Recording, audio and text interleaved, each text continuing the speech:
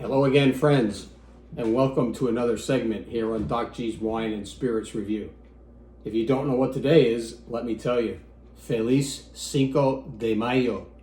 So I thought it would be appropriate to welcome and celebrate at the same time Cinco de Mayo with the appropriate drink from Mexico called tequila. Well, I should say the appropriate liquor from Mexico called tequila.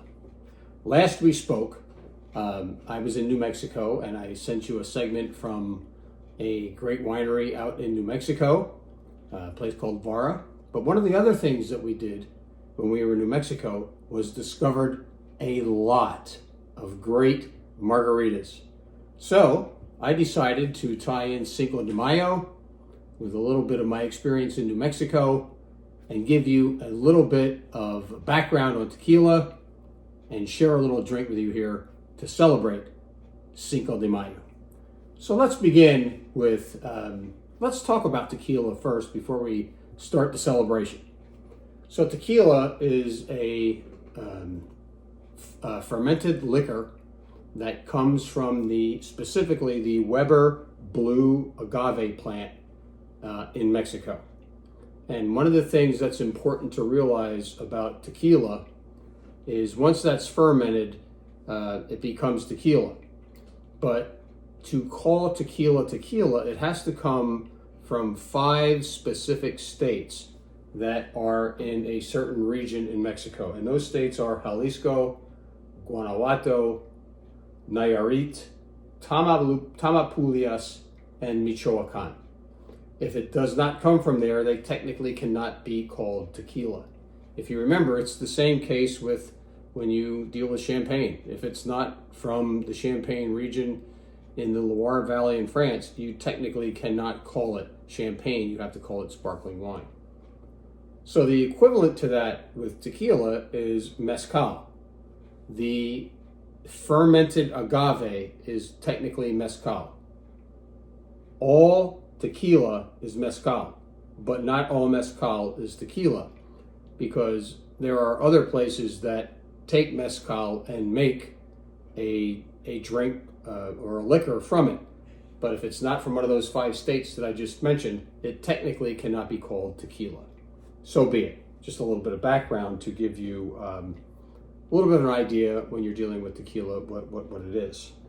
Now, there are, and I'm going to keep this, we're going to call this Tequila Simplified, because I am not a long-time consumer of tequila. I mean, I've had my margaritas over the years. I've had my kamikazes over the years, but I'm not really a regular user of tequila. Well, let me tell you, friends, that's about to change, because I have found some wonderful margaritas when we did our New Mexico experience, and I'm starting to appreciate tequila as another possibility in my liquor cabinet. So when you talk about tequila, if you're going to actually start getting into tequila, the one thing you want to look for, and I have 3 examples here, which I'll talk about in a minute, but tequila is graded and by the amount of the blue Weber agave, or the Weber blue agave that is in the tequila. If you go get a tequila and you want it to be the best that you can have, even for a lower price, make sure it says 100% agave on the label, because that's the pure tequila. You can also get tequila that's called mixto, which in Spanish means mixed. And what that means is that tequila only, the ingredient in the bottle only has to be 51% the Weber blue agave plant. And it can be 49% of high fructose corn syrup and a lot of different other additives that diminish the flavor of the tequila, because it does have a very distinct flavor, which for those of you that have already had it, I know you know that. And I have had it over the years as well. So the other aspect of tequila that you want to be aware of when you're purchasing it or out at a restaurant asking for a mixed drink with it, there are 4 levels of aging that tequila goes through. Now let me run through those very quickly. I'll actually put an extra post for those of you that want to read about it. But they are blanco or silver, which is basically no aging. It's not It's the purest form of tequila. Nothing happens to it. It's put in a bottle. It's as clear as water. And it is common for that to be in a lot of margaritas, the palomas, the different drinks that are made with tequila. You can have a shot of it if you want as well. That's up to you. The next level is called reposado. And reposado is from the Spanish verb reposar, which means to rest. So this is barrel rested or barrel aged. And reposado tequila is up to at least 1 year in oak. And it gives it a little bit of a darker color. It will not be clear. If you see it, it will definitely have some color, and I'll show you that in a minute. Then there is the añejo, which means vintage or old, and that's rested up from 1 to 3 years in an oak barrel. And that is more for sipping or for doing more. You can substitute añejo for a lot of maybe bourbon or other whiskey, other dark liquors that you might have in a drink. You can actually make a Negroni using tequilas as well, but you don't want to do that with a reposado or a blanco or silver tequila. You would want to do that with an añejo. And then there's a fourth category called the extra añejo. And the extra añejo is really meant to be sipped. It's actually, as you look at those levels, your blanco tequila is you can get it at all price levels, but it's definitely more economic. Then your reposado starts to go up in price a little bit. Añejos can go 40, 50, 60 higher a bottle. And your extra añejos are like fine brandies. They can really start to get very, very pricey depending on the maker and the brand that you're choosing to use. But definitely the extra añejo is going to be almost brown, and it's used mostly for sipping like you would sip a bourbon or a scotch. So what I've put together for you here, you can see I have again some friends on the table. I want to talk to you about probably the most popular drink that is made with the tequila, at least here in the United States, and that's the margarita. So for a margarita, you would probably want to use either the blanco or the reposado, any one of these bottles here on the table, and I do want to talk about these specifically. And any one of these, I'm going to move this one aside for a minute, any one of these orange-based liqueurs, you could use Grand Marnier, you can use Cointreau, and you can use even this one made by Don Julio, which is an orange liqueur called Citronge, which is a basic mix-up of the word citrus and orange. So it's an orange-based liquor, along with the quintessential part of any tequila margarita is a lime juice, and then this grapefruit soda here is for the variation called Paloma. Well, let me tell you a little bit of a story how I got interested in. A number of years ago, we took an anniversary trip to Mexico, and I was introduced to this tequila called El Jimador. And this is a blanco, very average priced. You can get it in PA. And the one thing that you want to look at, which I looked at right away, it says Hecho en Mexico. These are all usually 80 proof.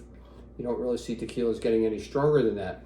It says 100% blue agave on the label. So Jimador, El Jimador, I highly recommend it. It's a great tequila. It's got a wonderful nose. You know right away that's tequila. It makes a classic margarita. I've already had it. Another classic tequila, which you can find here in PA, is the Luna Azul, Blue Moon tequila. And again, maybe you can't see it, 100% blue agave. Now you notice the color here. It's a little bit, almost looks like a wine. It's aged, so it's taking on the oak. And this is another, this one is from Jalisco, which is one of the states that I just mentioned for you. This one has a little bit more of a smoky nose. When we were in New Mexico, they called it repo. You'd go to the bar and you'd go, give me a margarita with repo, and whatever they had, that's what you got. They were all fantastic, and I loved them all. Now this one right here, this tall, thin bottle, which you can see here, this is a little higher priced tequila reposado. It runs for about 30 plus. It was on sale when I got it. And the reason I got it, let me tell you a little story behind this one. I walked into the liquor store and I was looking for, because I wanted to expand my horizons with the tequila, and I met one of the guys working in the store, stocking the shelves at the time, And I said, boy, look at this tequila aisle. I said, it used to be just, a couple shelves tequila. And he goes, well, tequila's got as obscene as bourbon in terms of the amount of people who are making it and the amount of styles that are out there. And I said, so which one would you recommend? Well, he pointed at this tall bottle here. This one is called Corralejo, and this one is from the Corralejo family, and this is from Guanajuato. So you remember the 5 states that I talked to you about. And I just brought this one home the other day, and he said to me, and I'm not lying to you, he said, this is the one, the tequila, that all of the Mexican chefs and cooks in the King of Prussia area were drinking. He goes, so I guess it's pretty good. So I thought, I'm going to give that one a shot. So that's the Corralejo. And then I actually did some research and looked it up. And on most lists of best tequilas, Corralejo is right there. So I don't know what your interest in tequila is, whether you want to get into it, don't care about it, or whatever. My point is to try to bring you the information and share with you the tequila world and in its most simplified form as possible. So there you have it. You have Cinco de Mayo. I'm sure there is a lot of tequila being consumed today around the world, at least for sure in Mexico, and I know here in the United States. There are all kinds of Cinco de Mayo parties going on right now, and we're having a minor one here right now with you. So I want to share with you one, I'm going to post both recipes for you. There are 2 major drinks, and you can make margaritas, and then they've got all kinds of putting in jalapenos with it. But the classic margarita has 3 ingredients. It's tequila, lime juice, simple syrup, and you put a little bit of a lime in it. Lime juice, tequila, lime juice, the Cointreau, or some orange liqueur, and the lime. And that is it. You can salt the glass. I don't like salting the rim of the glass all the time. Sometimes I'm in the mood for that, but I prefer not to have too much salt on the rim of my glass. So I'm not going to do that when I share one with you. The gentleman at the wine and liquor shop there's one in Collegeville, for those of you that live around here, he said that the most of the Mexicans, and in Mexico, they really don't do margaritas the way we do them here. He says the more popular way to drink to drink tequila is with the paloma. Paloma is a Spanish word for dove, but they call the drink La Paloma. And in La Paloma, you have, and I have pre-mixed one here, I'm going to sample it for you. You have a little bit of, you can use grapefruit juice. I've chosen to buy this Fever Tree grapefruit soda. You can substitute it for that. But if you don't use a grapefruit soda, you need to get grapefruit juice, a little bit of club soda, your tequila, some simple syrup, and some lime juice. And that's it. You put them in here, stir them up, and you pour. So let's do that. Let's get down to business here. Here is your Paloma.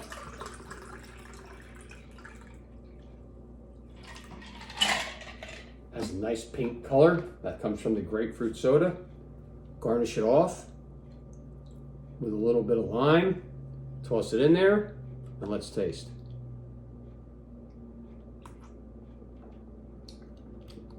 Got a little bit of sweetness on it from the soda. I put a small dose of simple syrup in here, which in this household we make with stevia because it doesn't add calories. And if you just go on the internet, you can find how to make stevia simple syrup.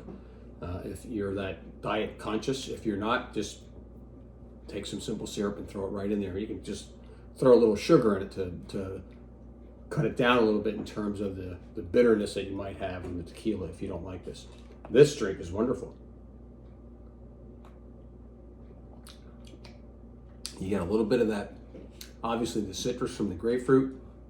You're getting that roundness from the tequila. It's a wonderful, I know it's not summertime yet, but it is Cinco de Mayo.